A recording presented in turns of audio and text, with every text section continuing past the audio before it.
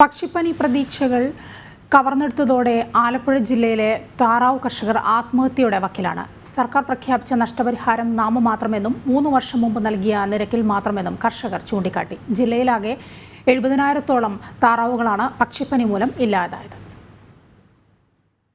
Christmas വിപണി ലക്ഷ്യം വെച്ച് വളർത്തിക്കൊണ്ടുവന്ന 35,000-ഓളം താറാവുകളാണ് പക്ഷിപ്പനി ബാധിച്ച് ആലപ്പുഴ ജില്ലയിൽ കഴിഞ്ഞ 20 ദിവസത്തിനിടെ ചത്തൊടുങ്ങിയത്. ഇതിന് പിന്നാലെ പ്രതിരോധ പ്രവർത്തനങ്ങളുടെ ഭാഗമായി 37,654 താറാവുകളെ കൊന്നു നശിപ്പിക്കുകയും ചെയ്തു. എന്നാൽ ഇവയ്ക്ക് സർക്കാർ പ്രഖ്യാപിച്ച നഷ്ടപരിഹാരം തീർത്തും അപര്യാപ്തമെന്ന ആക്ഷേപമാണ് കർഷകർ ഉന്നയിക്കുന്നത്. 2 മാസം പ്രായം താഴോട്ടുള്ള 100 രൂപയും 2 മാസം മുകളിലുള്ള 200 രൂപയും 16-ലും ആ 200 രൂപ. അതായത് അത് കഴിഞ്ഞോട്ട് ശമ്പളക്കാശ് കൂടുതൽ, സാധനങ്ങൾക്ക് കാശുകൾ കൂടുതൽ, താറാവിൻ്റെ എണ്ണം പോക്കെ ഒരു കാരണവശാലും ഇതിൽ ക്രിസ്മസിന് ഇത് കൊസമൊന്നുമില്ല. ക്രിസ്മസിന് വയ്ക്കുവാനും 300 രൂപ വില കിട്ടിയത് എങ്ങനെ പിടിച്ചു നിൽക്കാനാ? വീണ്ടും കടക്കണിയിലോട്ട് എന്ന് വീഴത്തുള്ളൂ. വായ്പ എടുത്ത് കൃഷി ചെയ്ത കർഷകരിൽ ഭൂരിഭാഗം പേരും ഇന്ന് ആത്മഹത്യയുടെ വക്കിലാണ്.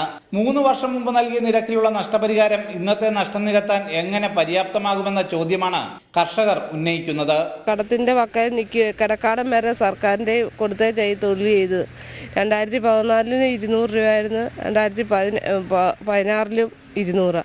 ഇപ്പോൾ ആ 200 രൂപ വെച്ചാൽ എന്തോ എടുക്കാനാണ്? ഞങ്ങൾക്ക് ഒരു ഇതും ഇല്ല, ഒരു ഗത്യന്തരവും ഇല്ല. എന്താണെന്ന് വെച്ചാൽ ഇത് കടത്തിൻ്റെ വക്കൽ നിൽക്കുക. പിന്നെ ഡിസംബർ 30 മുതൽ കടക്കാർ വീടിൻ്റെ വാതക്കന്ന് മാറുന്നില്ല. ഈ കടക്കാടൻ മൊത്തം പിന്നെ ലോണ് വെച്ചേ താറാവ് കൃഷി ചെയ്തത്. ഇപ്പോൾ ഒരു 20 ലക്ഷം രൂപയെങ്കിലും ആയിട്ടുണ്ട്. രോഗം വന്നുചാത്ത താറാവുകൾക്ക് നഷ്ടപരിഹാരം ലഭിക്കുന്ന കാര്യത്തിൽ ഇനിയും വ്യക്തത വന്നിട്ടില്ലാത്തത് കർഷകരുടെ ആശങ്ക വർദ്ധിപ്പിക്കുന്നു. ഇതേസമയം താറാവുകൾക്ക് ഇൻഷുറൻസ് പരിരക്ഷ ലഭ്യമാക്കാൻ സർക്കാർ നടപടി സ്വീകരിക്കാത്തതും ഈ മേഖലയ്ക്ക് കനത്ത തിരിച്ചടിയാണ്. ജനം, ആലപ്പുഴ.